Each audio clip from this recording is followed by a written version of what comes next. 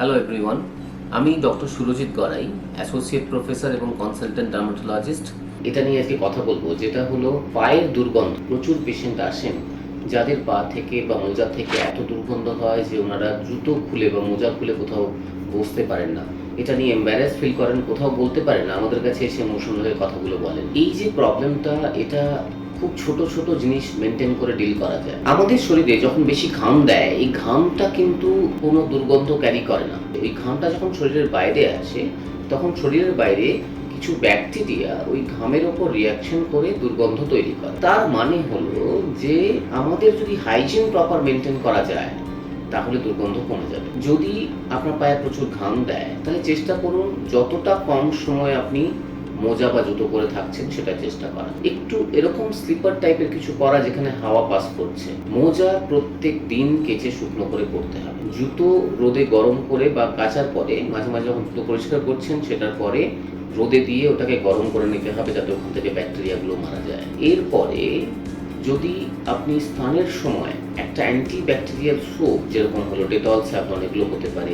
এছাড়া benzoyl peroxide বলে একটা জিনিস রয়েছে, তারও সাবান রয়েছে। এরকম সাবান যদি আপনি পায়ে ইউজ করেন ধোয়ার জন্যে, তাহলে পায়ের ওই ব্যাকটেরিয়াগুলো অনেক কমে যাবে এবং এই বারবার দুর্গন্ধ হওয়ার প্রবলেমটা থেকে আপনি মুক্তি পেতে পারবেন। এই ছাড়াও যদি পায়ের হাইজিন ঠিক না থাকে, ঠিক মতো নখ কাটা হচ্ছে না, পায়ের মধ্যে চামড়া জমে যাচ্ছে, তাহলে মাসে একবার বা 2 মাসে একবার 6 মাসের জন্য পেডিকিওর করে নেওয়া। সেই পেডিকিওর মধ্যে নেলগুলোকে প্রপারলি কাট করা, নেলের বাইরে কিউটিকলগুলোকে ঠিক মতো সরিয়ে নেওয়া এবং রাফ স্কিনটাকে পিউমিক স্টোন দিয়ে হালকা করে ঘষে তুলে নেওয়া। পায়ের আঙ্গুলের ফাঁকের জায়গাগুলোকে প্রপারলি পরিষ্কার করা। প্রত্যেকদিন রাত্রে বাড়িতে ফেরার পর হালকা গরম জলে একটা শ্যাম্পু দিয়ে দিন, হালকা গরম জলে ডুবিয়ে রাখুন।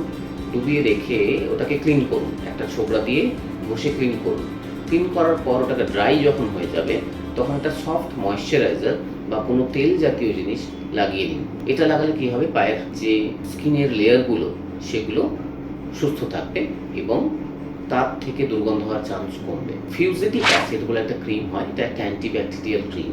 এই ফিউজিটিক অ্যাসিড ক্রিম আপনি দিনে 2 বার করে 1 মাস লাগাতে পারেন। এটা করলেও আপনার এই পায়ের হাইজিন ঠিক থাকবে এবং ড্রাইনেসটা কম থাকবে।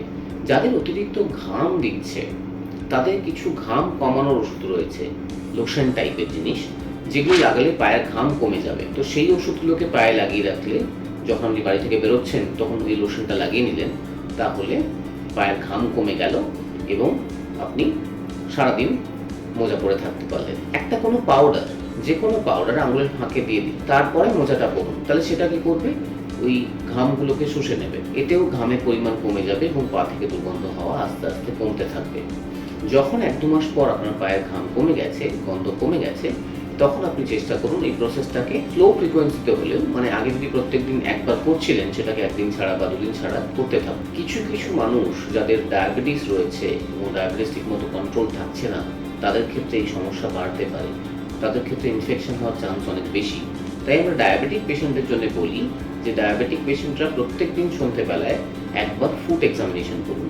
দেখুন পায়ের মধ্যে কোথাও ক্র্যাক, ফিশার সেগুলো আছে কিনা, পায়ের মধ্যে কোথাও নোংরা জমে আছে কিনা, পায়ের নখের কোনাগুলোতে কোনো ইনফেকশন জমছে কিনা। তাহলে ডাক্তারের পরামর্শ নিন এবং ট্রিটমেন্ট করুন, ডায়াবেটিস কন্ট্রোলে রাখুন। এই নর্মাল জিনিসগুলো করার পরেও যদি আপনার পায়ের দুর্গন্ধ কন্ট্রোল না হয়, তাহলে অবশ্যই একজন বিশেষজ্ঞ ডার্মাটোলজিস্টের পরামর্শ নিন। তিনি আপনাকে ওষুধ দেবেন, আপনার এই সমস্যাটা অনেক কমে যাবে।